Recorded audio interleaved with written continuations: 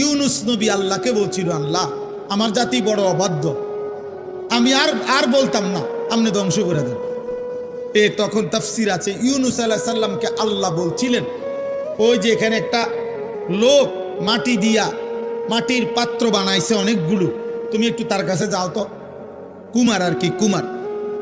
ইউনুস আলাইহিস সালাম ওই লোকটার কাছে গেছেন।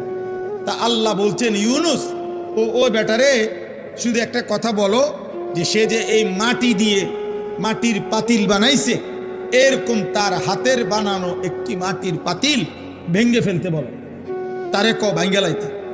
ইউনুস আলাইহিস সালাম বলছে, হে ভাই, আপনি আপনার বানানো এই মাটির পাতিল থেকে একটি পাতিল ভেঙ্গে ফেলেন।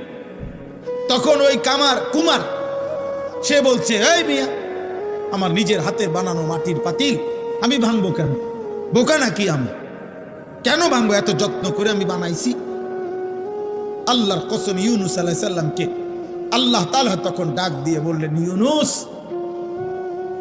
মাটির পাতিল যে বানায়, এমন এক মানুষ যদি এক সাধারণ মাটির পাতিল নিজের হাতে বানানো ভাঙতে না চায়, আমি যারে মায়ের পেটে 9 মাস রেখে নিজের হাতে সাজাইছিলাম, আমার দেওয়া চোখ নাক কান দিয়ে আমি বানাইছি যারে, আমার সেই বান্দাকে আমি কেমনে জাহান্নাম দিই?